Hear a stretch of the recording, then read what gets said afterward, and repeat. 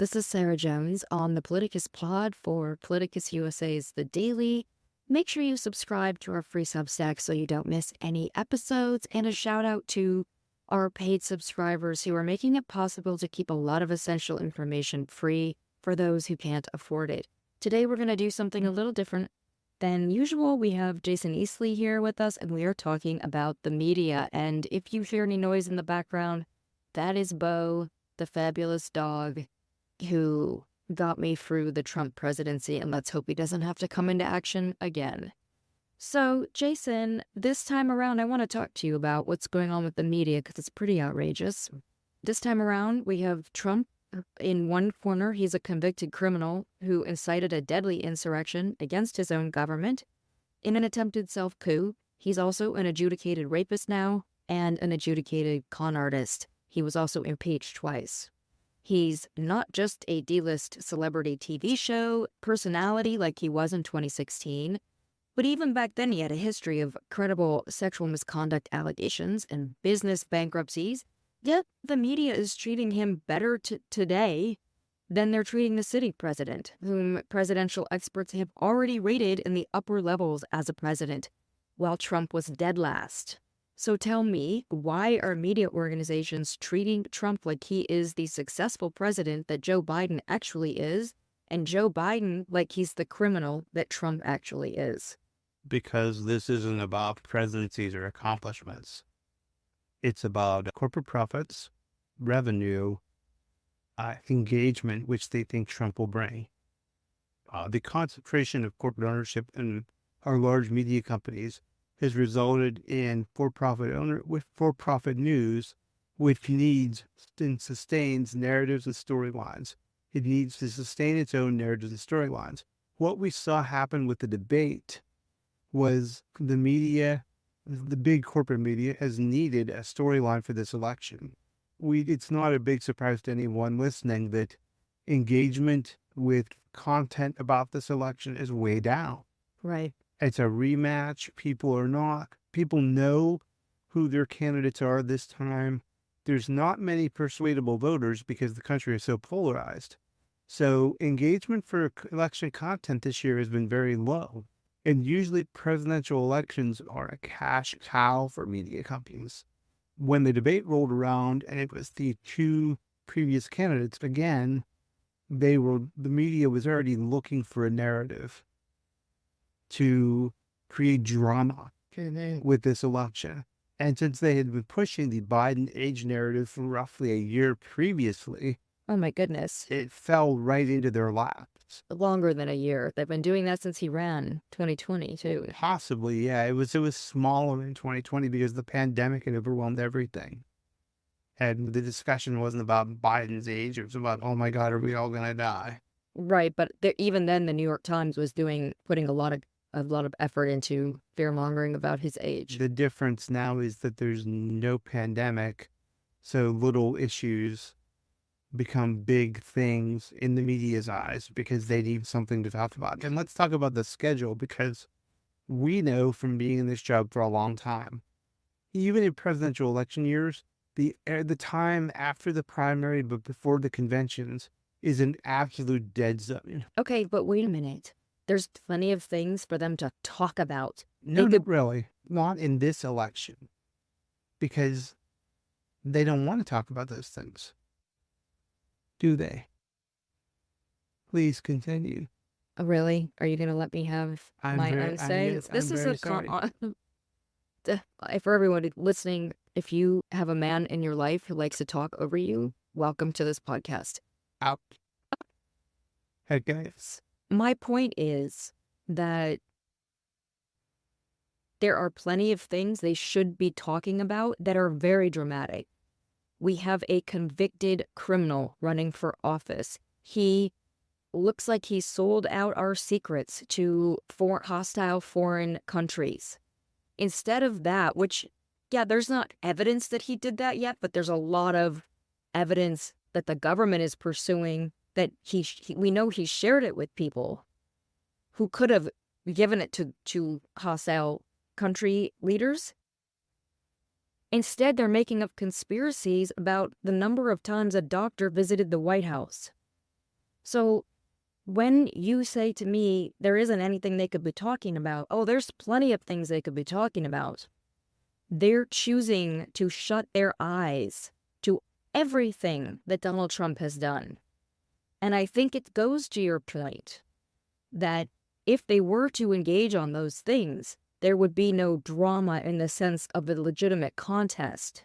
If they were to inform voters about the fact that there really is no contest or should not be one this year, because we have in one corner convicted felon and in the other corner we have a man whose legislative successes are going to rival FDR's, right? That's boring. I get what your point is. But what I'm saying is there is this other story they could be telling about the Republican Party that's fallen to this man and his criminal cabal. And they've let him install his family members like a dictator in the RNC and take over. Why are you're laughing? They are taking over the whole Republican Party. Go ahead. You're laughing. Tell me what everything you said is absolutely 1,000% correct. 1,000%. Thank you. You're welcome. The problem is, Yeah, they don't care. right. It's what drives narratives. You're talking about journalism. You're talking about actual reporting, informing voters what they should be doing. Right. That's where we are. The reality is what they are interested in is forming dramatic narratives. And it's not even, Biden's age is not even the real dramatic narrative they want. Yeah. I think we both know what the real narrative is. They want Biden out of the way so they can have a wide open convention and the drama of who are the Democrats going to pick. Because what's the question they've been asking nonstop? Not should Joe Biden run for this or do the job or whatever. Who can be there besides Joe Biden? Right. They're looking for fresh faces, new storylines, narratives. Mm-hmm. They've turned news into reality television. TV It's show, yeah. reality. I worked in reality television, much to my own chagrin, just long enough, and fled for my life to learn just how abusive it is and how the people behind the scenes will do anything to get this fake drama going. And so and I think I said to you a long time ago, I think that's what's happened to news. Like because it became a for-profit enterprise, now it is reality TV. That's what it is for them. But let's talk about, so that brings up this other thing. I also think separately from that, there's this other thread going on. And let's go back to Donald Trump's first day in office. God help me. I'm sorry, everybody. Hang on. It's only going to take a second. We're not going to stay with Donald Trump. First day, he's in office, and the pool is there. The pool reporters are there, and they reported that the Lincoln bust, I think it was, had been moved, right? The details are irrelevant, but the point is, it was a very small thing, and Donald Trump and his people said that report is a lie. And so the pool reporter had to apologize for that, even though it actually probably was true. We all know what liars Donald Trump and everyone around him are. But they had to cede to him. And we then started seeing all this self-censoring going on in the media, which in the lead up to any kind of autocratic takeover, we see the media start to self-censor. They really did that for George Bush too, right? They lowered their standards. They start to self-censor. They really seem to, there's a part of the media that loves a strong man. They respect being treated like garbage. And it's like, I don't know if that's in the blood or where that comes from, because I don't respond that way to people trying to gaslight me. My reaction is the opposite. So I don't really get this like immediate bowing down. Couple of things. Yeah. First of all, we could take your example back a step further. The crowd size. Right. The media did the innocuous thing of reporting on Trump's inaugural crowd size. Right. And there was Sean Spicer out there, even before the bus story, Mm-hmm. berating the media and going on national television to claim that the crowd size estimates were lies and all the media reports were lies. Mm-hmm. That was the parameter center. Mm-hmm. That was, okay, facts are no longer real. Right. And if you try to come at us with facts, we are going to make you pay. Yep. But the other part of this is what you were talking about with the media. Oh, this goes back to the Nixonian and Roger Ailes. liberal media bias intention Oh my of the God. 1960s. Remember Right. where the media used to be in the 1960s and 70s, and then by Ronald Reagan in the early 1980s, it had already started to shift, and then it really hit overdrive in the 90s with the Clinton presidency and the development of Fox News. It's about journalists now and the work in big corporate media are trained to think of things in terms of this is a center right country and fairness. Are we being fair to the people who think we are biased? Not fairness overall, but are we being fair to the people who think we are biased? Which goes back So, to appeasement. That's appeasement of these, again, these people who are abusive towards them. so these people, the journalists and the big corporate media, they don't see the whole picture. They see, here are facts. Is this fair to the people who think we are biased? And when you start analyzing their coverage through that prism and calculation, it all starts to make sense. But that doesn't really bring us back to what we're talking about with Joe Biden, because that's a whole different, that's an No, it is. escalation. Right. It is the same thing. And I think you and I talked about this the other day. It is the same thing when you start to look at the media's hatred of Joe Biden. And why is that? And I think you had an idea about that the other day, which I don't remember what it was. But you said it to me, and I was like, oh, that's It really... was so great. Neither one was of us so now great, remember it. Yeah, I'm so tired from all of this. It was so fantastic. Yeah. We said we definitely have to share that idea, And and then forgot we it. promptly committed ourselves to never sharing this brilliant idea that could save democracy, probably Right. ever again. But before if we don't get back to that, that's fine. But I think what's happened is that it is two sides of the same coin. We were talking about the New York Times and other media, and how they think they have liberals and Democrats in the bag. They're the ones paying for everything and Yes. funding the media, because the right doesn't believe that media. So instead of doing what they're doing, which was already leaning towards the right, we've seen actual journalistic studies done on the way the right wing controls and pushes their narratives into mainstream media. So we already know that that's happening, on top of what you just mentioned about the whole movement, the Overton window kind of moving to the right, to the right, to the right, because of Fox News, because of their fake liberal bias baloney against the media, and the media's bending down at the knee to prove we're not doing that, so we're going to do the opposite to show ourselves.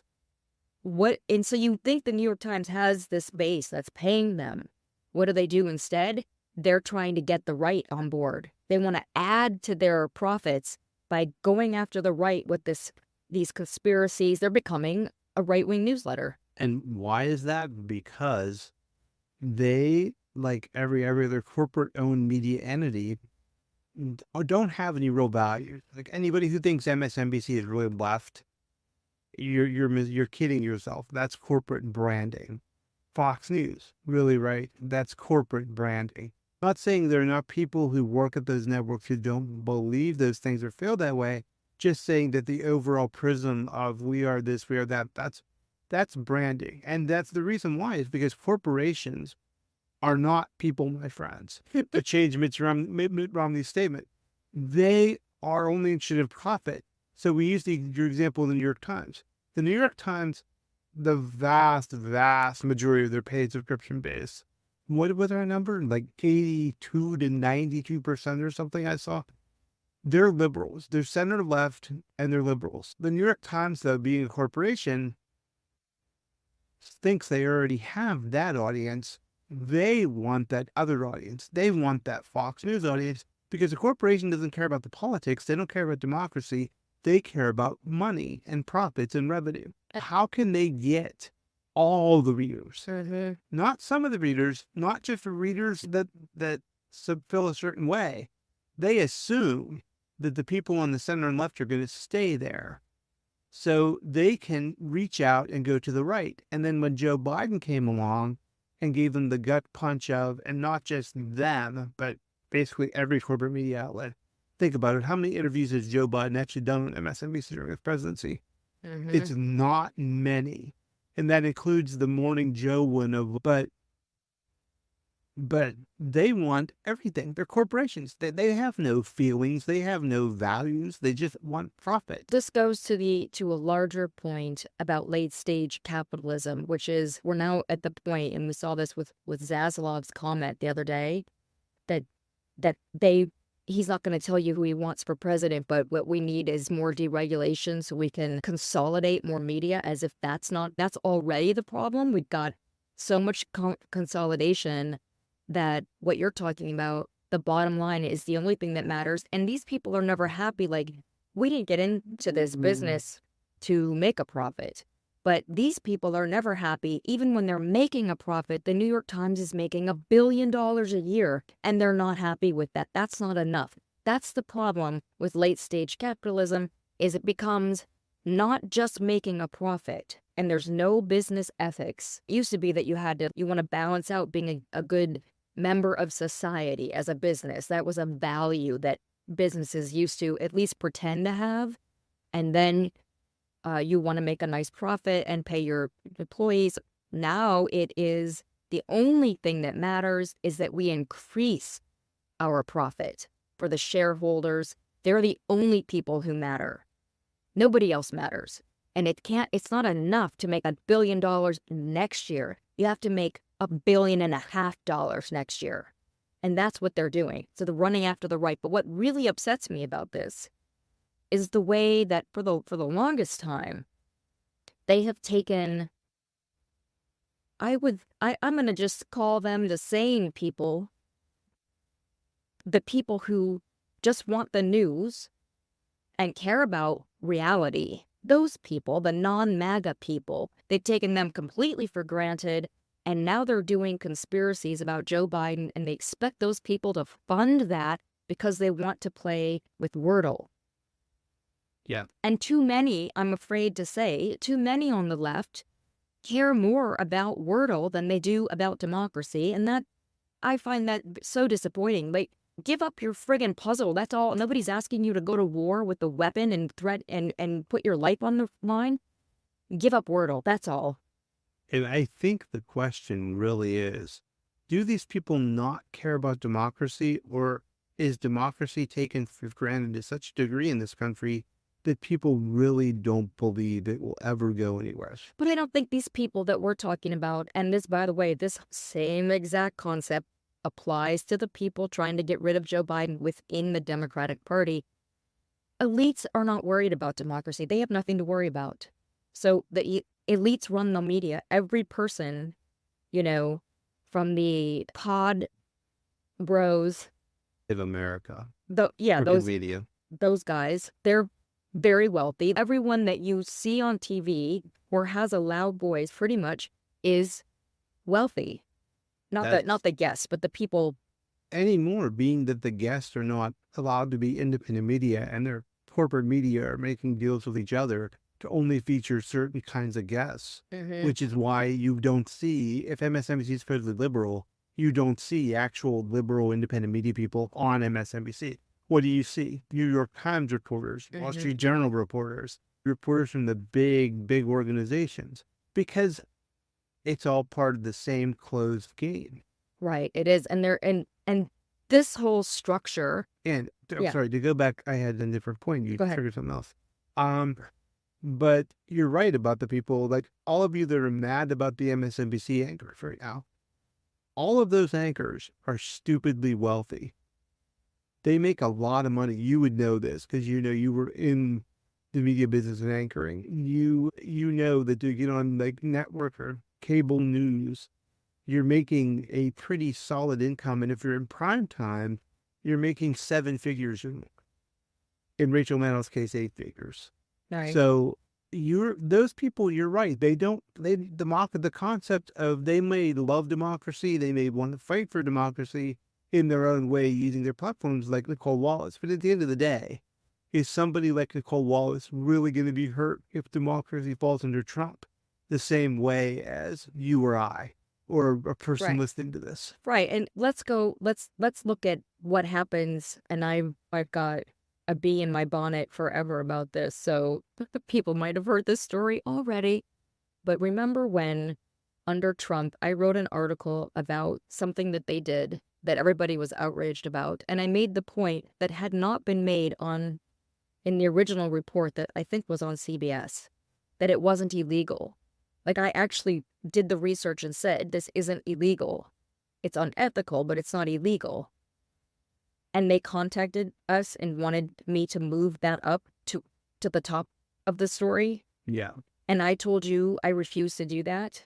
Nobody else has even mentioned this, and I did this. This is enough. I'm not as a reality, and I wanted readers to know the truth, but I'm not here to start my story off with the fact that this isn't illegal. It negates the whole argument, which is why they wanted it moved up. Exactly. They wanted no one to read the unethical part of what they were doing. And that really I've never had anyone until after that. Yeah, a lot of Republicans have taken that same tact. They all started doing it because the whole media started caving. There was this whole ecosystem put into place to shut out independent media during the Trump years, when they cut everybody off on Facebook, and all the corporate media organizations got together to find the corporate weaponization of Trump's claim of fake news. Yeah, exactly. They use that. And I think that's, again, like, why they don't care if Trump, and they even want him back, because Trump gave them the tools they needed to get rid of popular media outlets that were more popular than them. Yeah, to really understand, you have to understand that before Trump, the New York Times, the Washington Post, all those big institutional media outlets were on the ropes because of people like us. Right. Yeah. We had the bigger audiences. We had taken their audience. Yeah. Those center-left people that they took for granted, those liberals that cared forever. Yeah. We came along, and thanks to social media, we're able to appeal directly to those people, and we took their audience. Yeah. And they were fading away. And Donald Trump came along and pulled them out of the abyss. Yeah. With the claims of fake news, which then the media companies went, hey, we can use that. Yeah. Then they went to the social media companies and they started saying, look at all these people, they're fake news. So then they got the social media companies to make deals with the big corporates, media outlets. Yep. And then eventually, when politics became too hot and the social media companies didn't even really want to deal with politics anymore, they started de-emphasizing politics on their platforms. So it doesn't matter if you're left, right, middle now, you're not getting social media traction. Even at Facebook, you used to be one of the top 10 writers shared around the globe. Yeah. And then they started putting all these people in place in charge of deciding who gets to be in the newsfeed and who gets to be not throttled from... Which doesn't even exist anymore. No, I know, but at the time, I think that they were from the Daily Caller. So they were far right-wing pro-Trumpers, and they're the ones that kept trying to get us dinged. They called us fake news because we had a title that said something about the Trump economy in points, and they said the percentages would have looked better for Trump, therefore that's fake news. Those are the criteria they were using back then to try to shove independent media like us down. Using stuff like, if your title's not positive for Trump, then you're fake news. And now people like the New York Times are allowed to speculate that a doctor visiting the White House, even though he was there for a neuro clinic, because he visited the White House, Joe Biden probably has Parkinson's. Like, those two things are vastly different. We would have never written something like that. And nor could we have survived it if we had. And I think that's the point that I'm trying to make, is that there are very different... If you're independent, you don't have the power in D.C. that these people have, and you don't have the money. We don't have the structure that they have. We're not a super PAC. We don't take dark money from anybody. Nobody's running what we're doing. And I don't think we had people reach out and want to buy us, and neither of us would have dealt well with someone telling us we have to make a profit, and so we have to write X. So here we are. Doing this. We don't know how much longer it's gonna last. But let's not. We're gonna be here thanks to the newsletter and the daily. Yeah, thanks to the newsletter. We are going to be here. Yeah, we're gonna be here in one form or another. Yeah. It's just that it was really important to me to keep the website open because that's how people would find news through a search that they're not going to see on mainstream media. But then Google changed all their The whole algorithms. model changed, and The whole model changed. websites are essentially dying themselves Right. in Yeah. any genre, any fashion. Yeah, it's only the big corporate media outlets that you see when you Google something. Yeah. And what really kills me is some of those call themselves independents. Yeah. What Yeah. what are you doing, Butu? Big corporations that make a lot of money are trying to solicit donations from readers, calling themselves independents. Yeah. And also, I just want to warn people, it's fine to do whatever you want with your money, but when you see people, if you really care about democracy, super PACs aren't great. So I just think that when you're looking at dark money, you then don't know who's funding something. So if you're reading something that's supported by a PAC, you don't know who's behind that. And I would just urge you to be very aware of who and what maybe their agenda is that is behind what you're reading. But going back to that point, This is the point in time where we give our traditional election year disclosure that the best way to support candidates you care about is not to give to somebody who promises to then give the money to the candidate. right? Give to the candidate directly. Yes. Go direct. If it's direct money directly to a campaign does more good for that candidate than giving to a super PAC that says, we're going to spend to run ads to support this candidate or this issue. No, just if you have a candidate and you want that candidate to win, instead of giving your $20 to somebody who says they're going to give half of it to the candidate, just give all of it directly to the candidate. Yeah, and that doesn't mean that we don't like a lot of people who are doing those things. Oh, Like, yeah. they're doing great work. But That's why there's a separation between people who run issue ads, like the Lincoln Project. right, The Lincoln Project doesn't run by law. They can't run ads supporting candidates, but they run ads on issues and voter awareness that are very important. right. They're really good at what they do. They're some of the best. They are the best in politics. I The mean, people that used to frustrate us when they were running those Republican campaigns. yeah, because they were so good. And I feel like maybe my years in media, I've always known how to, and I did do ads. I've done documentaries. Like, I know how to run an ad against a Republican and especially against a fascist like Donald Trump. Hello, Bo. Bo would like to be a part of the podcast now. He's done eating his bones, so he's here to join us and demanding attention. But so the way that I always saw that Democrats are so weak and spineless in the way when they just won't run good ads. They're so married to their ideas about everything being accurate. Let's get deep into the policies. You know what? The voters you're trying to reach, they don't give a hoot about any of that. Yeah, records or policies or They don't care. They're going to vote based on whether or not they like your ad. So make your ad good. And when you're taking on Donald Trump, he's running on being a strong man, and you have to point out all the time what a weak person he is and what a failure he was at business and what a failure he is with women because he had to rape them because he couldn't get a woman, the women that he wanted, on through any kind of charm offensive, apparently. Otherwise, why are you raping them in changing room stalls? But back to what I was going to say about the media in general.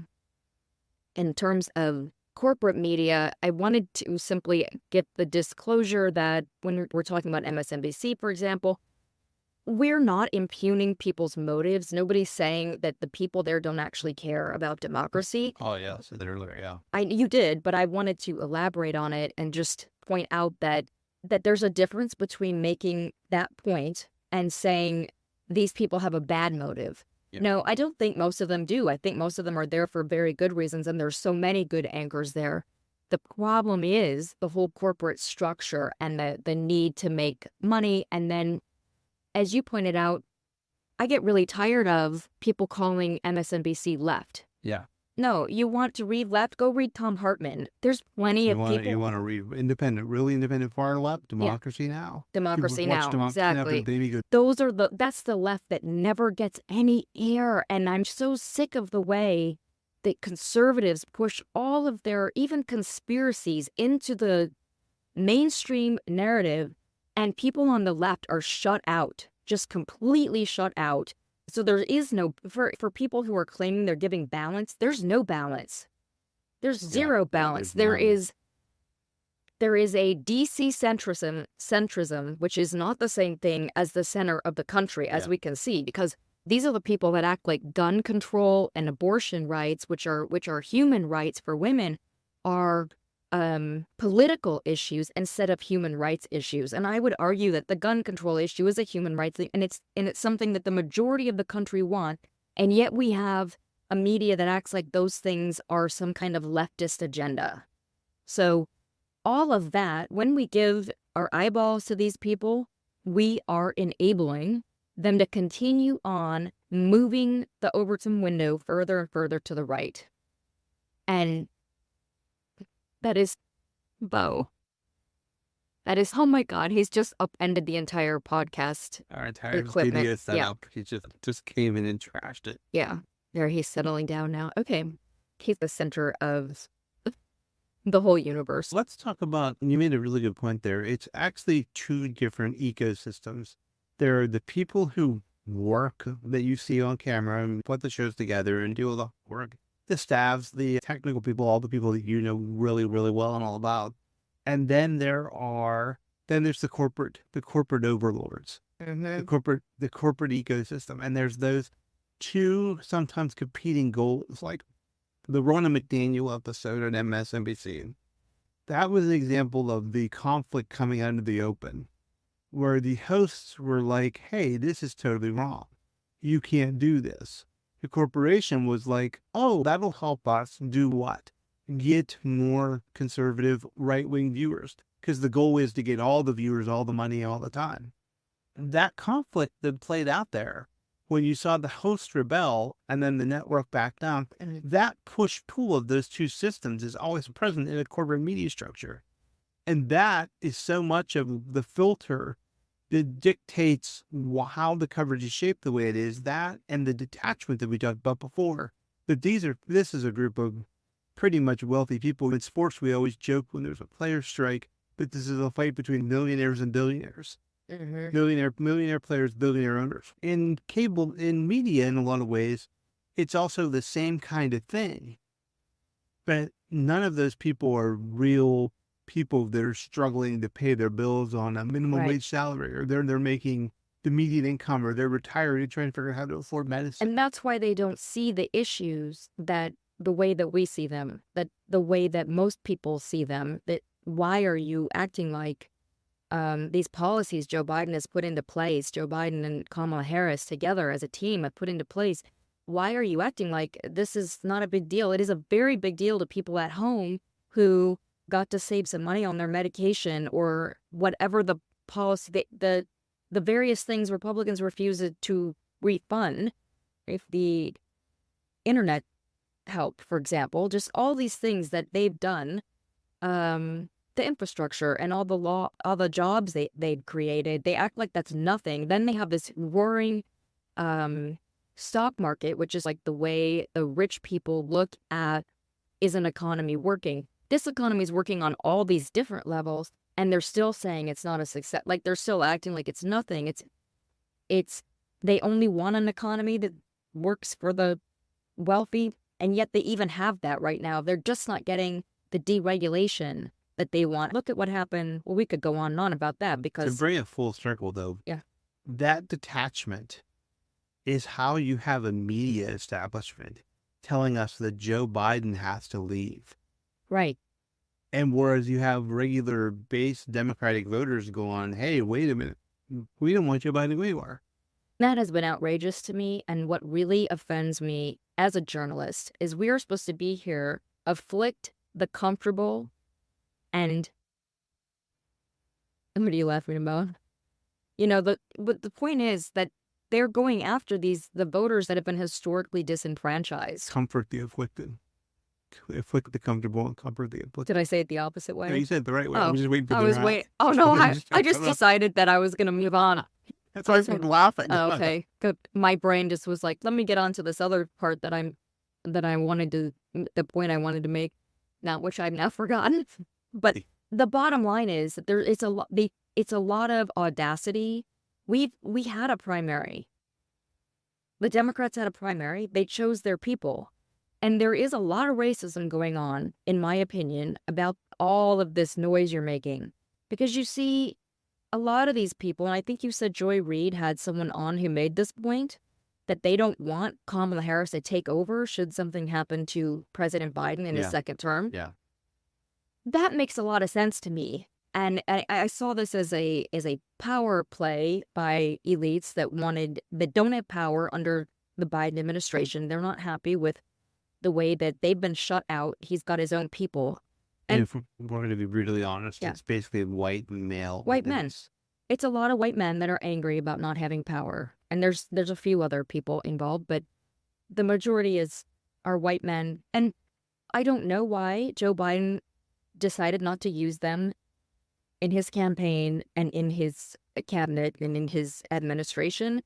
But the bottom line is you shouldn't be willing to throw democracy out the window because you didn't get chosen for something. And just evolve yourselves. Why this kind of attitude is very Trumpian, in my opinion, of putting your own ego ahead of everything else. If you're really a liberal, you should have liberal values. And those values are that you should care about this democracy, and you should sure as hell care about the voters that put all this effort in to go out to vote when they're working full-time and have to take time off of work to do that, to vote in a primary even. That just enrages me. I have worked so hard to get people registered to vote and have helped them get rides to go vote, and it is not easy for the majority of the base of the Democratic Party who are not elites.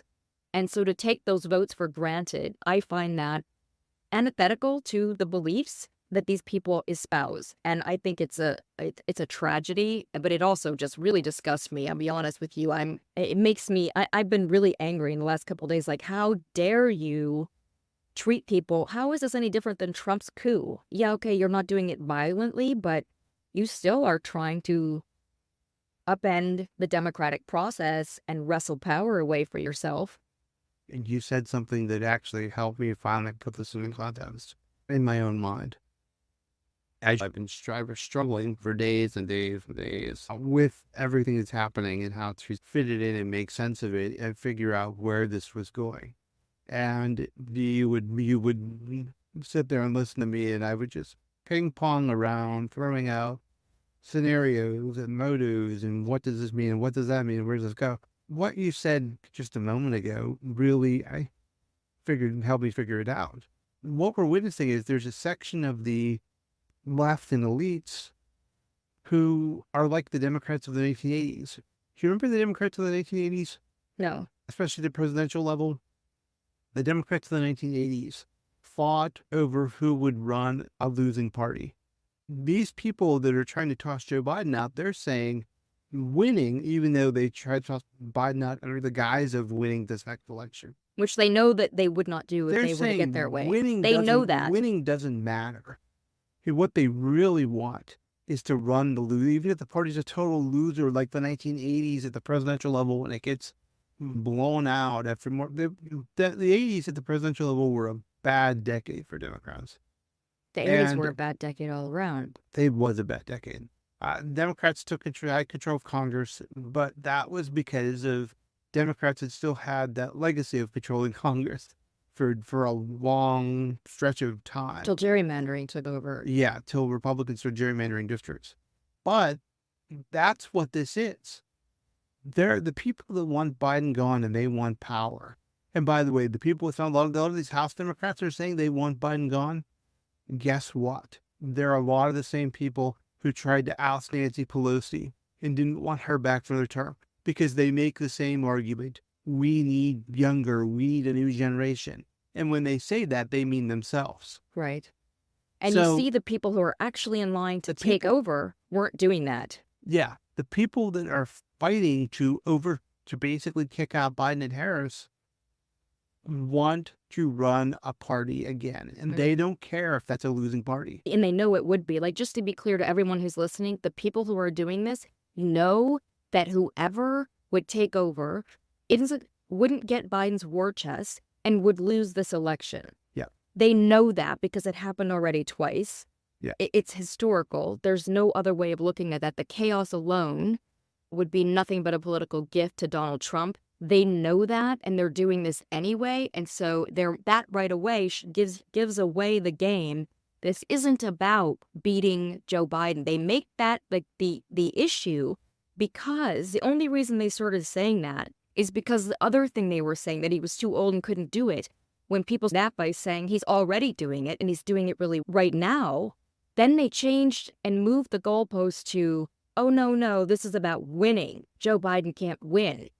Joe Biden already won against Donald Trump. And the bottom line fact is we already know actually that no one else can beat this fascist because it takes somebody who has been known to the public as long as Joe Biden has been, who has this sense of decency about his character that is enshrined in all of our collective knowledge about him.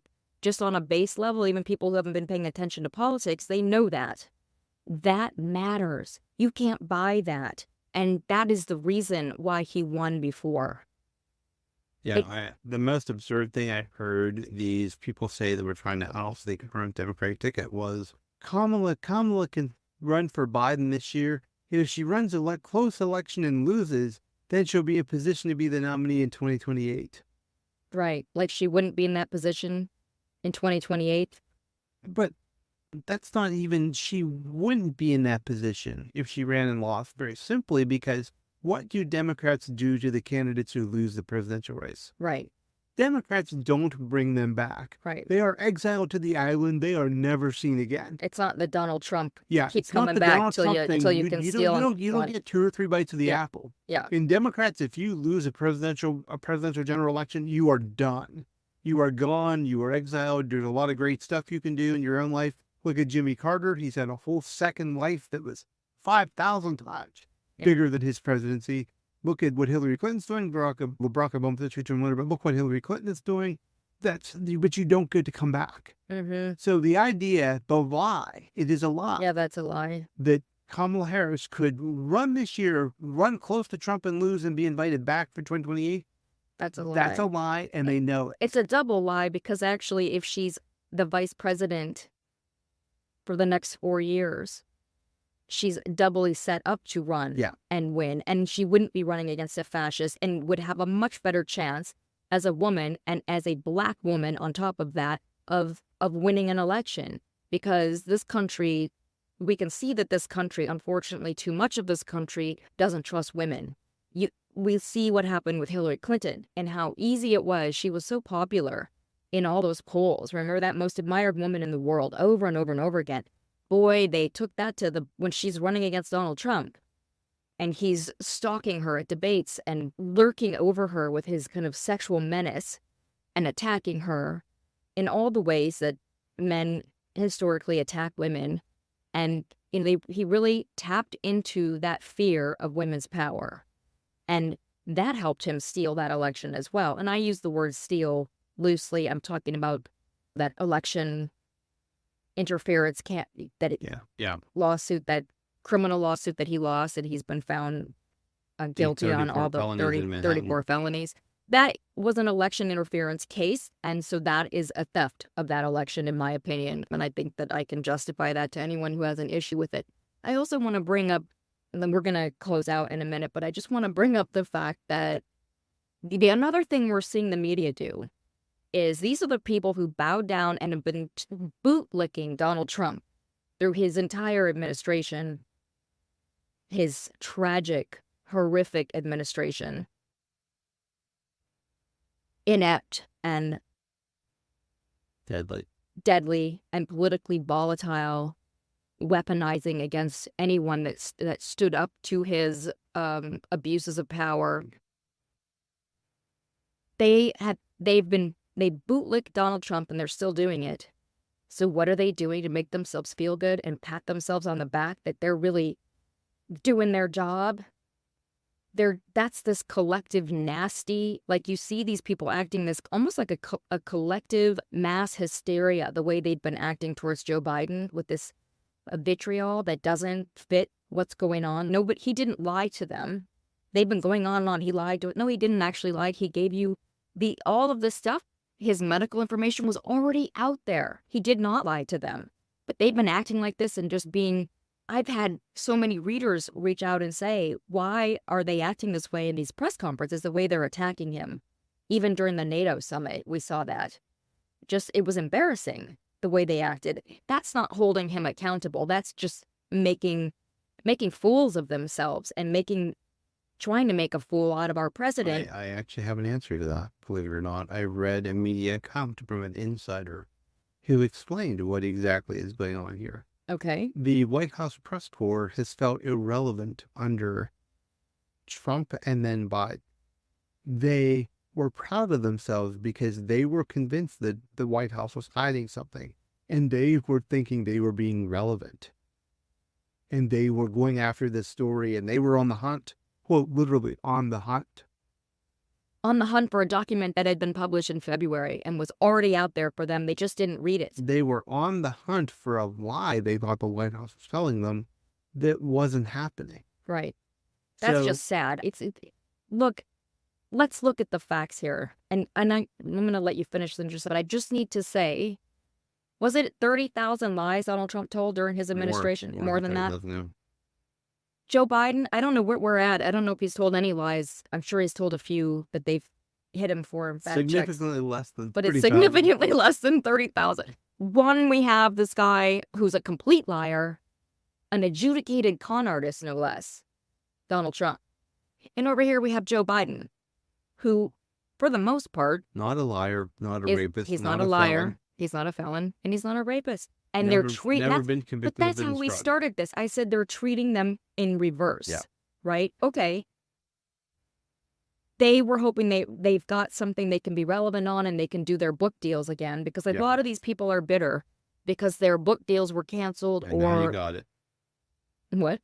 Now you brought it back to exactly what we talked about for the media. Why? Because there's two different levels of why the corporate media is so anti-Biden. There's the corporate reasoning. Mm-hmm.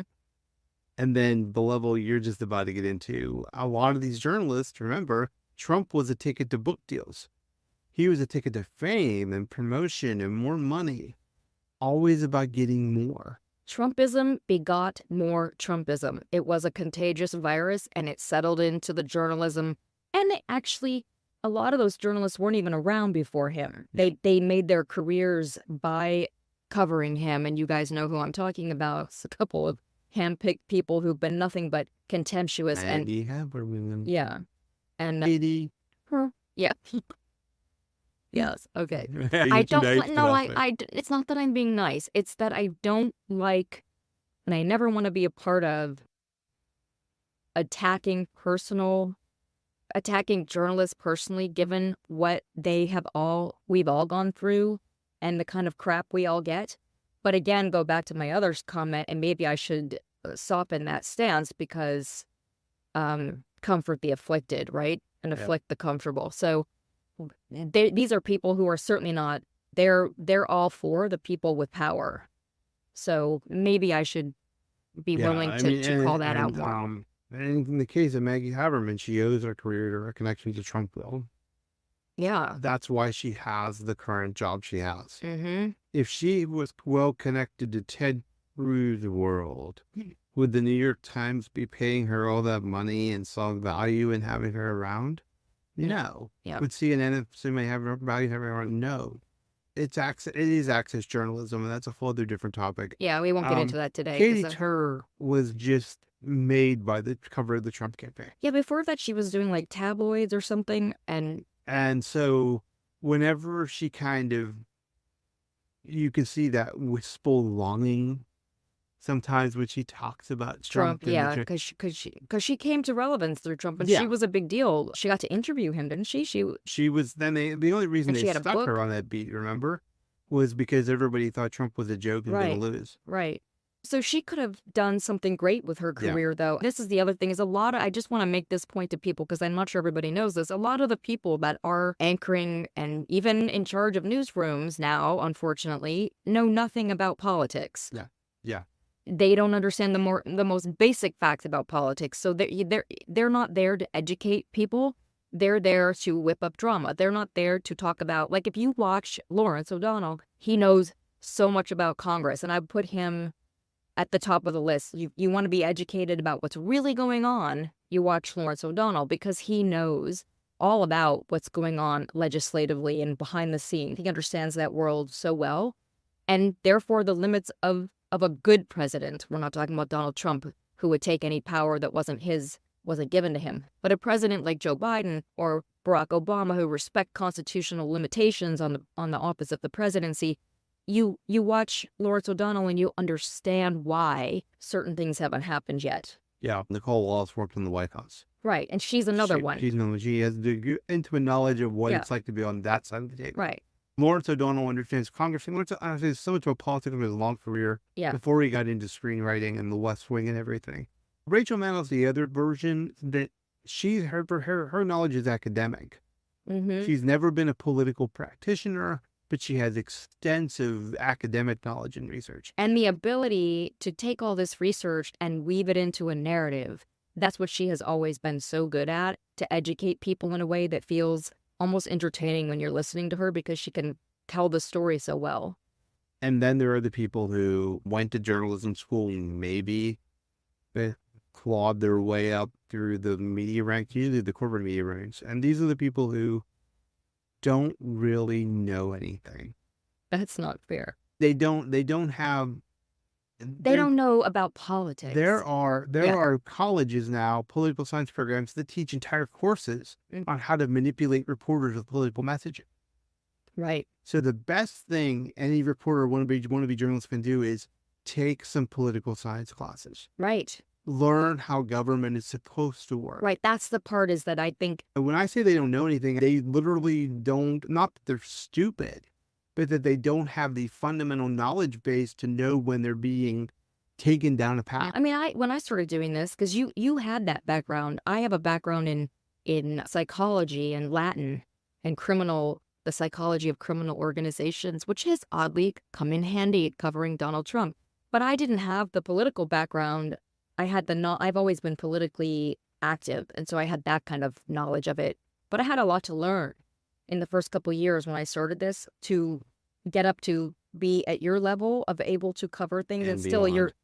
Thank you very much, but that's very nice of you. But we each have different strengths, so you're bringing.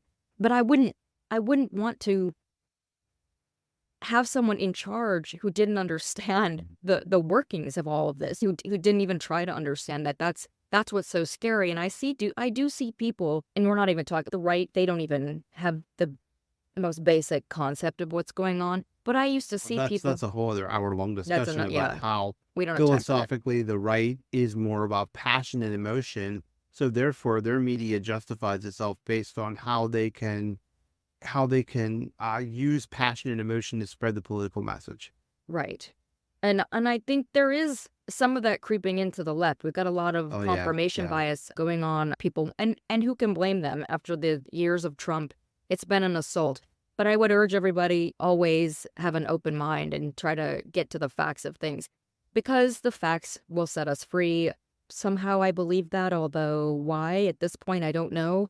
But let's wrap this up by coming back to what did I just say to you about them bootlicking Trump? And then patting themselves on the back for attacking Joe Biden in a way they have never attacked Donald Trump. And to make that even worse, these are not equal people. Donald Trump has given them every reason to treat him that way. He treats them with contempt to start off with. He lies nonstop. He's now a convicted felon. He's now an adjudicated rapist, and he's now an adjudicated con artist, and he's been impeached twice. He's waiting for the documents trial, and several other trials. We don't know what's happening with some of these. It seems to be shaving them all off one at a time. But why is he facing so many criminal trials, and why are some of them for actions against the United States? So all of that paints the picture. So it's not apples to apples. Why are they treating Joe Biden so badly when they're treating Donald Trump so well? It's not even just that. It's that it's actually the opposite of the way what they have earned, if you will. Because I will fault no one for holding Joe Biden accountable. Absolutely, I'm there. I want to hold him accountable. I want him to get things done that this country wants to get done. But I don't see that as requiring being nasty to him and making of conspiracies. Yes. Yeah. Yes. You're Yeah. laughing at Well, me. no, Wow. I totally I agree with you. understand. I totally agree I with you. understand. I got carried totally away. agree with you. Yeah, you did. You saw you building up to one. I there. was building up to I was enjoying the show, yeah. which I do often. I so I'm could privileged. be in another. Did used to anchor the military. They Yeah. didn't let me talk like that there though. I can I assure think you. they Wasn't would allowed have to. maybe frowned upon that. They would have frowned upon that. Yeah. What's really, really fascinating is actually you had brought up something and then I just lost it. What's really, really You were too busy laughing at me. I was laughing. I was enjoying. You were laughing. I was laughing with you, not at you. No, it was enjoyment because I can Mhm. tell when you get in one of those special I was in a moment commentary of. places. I was. And it's okay, whatever you're thinking, just For turn it off anybody and who sit reads back. me, this is what's going on in my head when I'm writing, and it is like a piece of music, and it will just come from nowhere. Like that came from nowhere. I have no idea where that came Yeah. from. It comes down like from somewhere through me, and it takes over. So I write, and I feel like it's a piece of music, and it's building up to this crescendo, and then What made me chuckle was every time you say, let's wrap this up.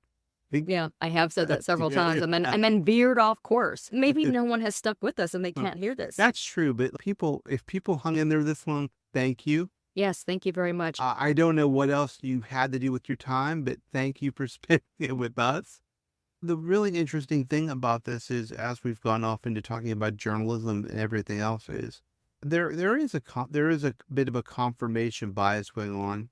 So I do think people need to be reassured. Right now, it's such an unstable time in so many areas and ways. Thanks to Trump, I do think people tend to seek things out that'll be like, oh, okay. But there's always something you have to remember because so much of what gets reported on about Trump and the Republicans and the right and their attack on democracy always gets, there's been so much of it, people just get desensitized. I would always, always, always ask people, and you do this all the time, you just have to stop and ask yourself, is this normal? Mm-hmm. When we tell you it was Donald Trump in his criminal case, and all you were like, no one else has ever run for president or been a president and then get charged with this many criminal cases or any criminal case. Right. So ask yourself, is this normal? And if the answer is, this is not normal, then look at how people are covering it and ask yourself, why are they treating something that is not normal as normal? And don't trust them after that. That's what I Yeah. have to say for right now. It's not you. It's not you. Don't let people gaslight you. That is really dangerous. And there's another part of that demoralizes people and then they don't turn out to vote. Don't let that happen to you or the people you love and your friends and your family, people in your life. I did share something on Substack that is free, and it's a list. We'll put it underneath the podcast, I think. We'll share the link to it. It's pinned to the front page. We don't have to. Oh, okay. It's pinned to the front page of the Substack, which is the Daily. The Daily, Sarah Jones and Jason Easley, The Daily, that has a huge list of ways that you can volunteer to help get out the vote or help different candidates. There's just a lot of ways you can get involved in this election. Some of them involve not even having to leave your house. They don't involve talking to people. So whatever your preference is there for you to do. And I would say take all this energy, this gaslighting these media's been doing, and take your anger about them trying to overturn your votes in this primary and the way the media has normalized January 6th, for example. That's a big deal to me. I see that as very dangerous.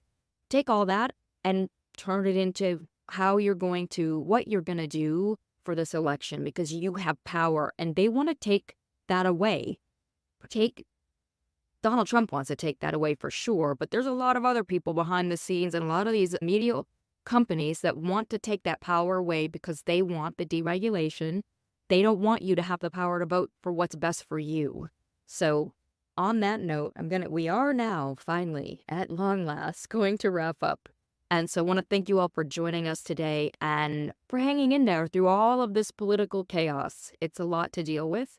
This is Sarah Jones and Jason Easley on the Politicus Pod. If you are tired of billionaires controlling the news that you see and the media corporations embracing fascism, please support independent news. like us that puts the people first. And you can do that by subscribing to our Substack. It is free. And if you can afford it, it's $5 a month. We would really, really appreciate your support, your financial support, your support in sharing our work. Thank you so much and have a wonderful day.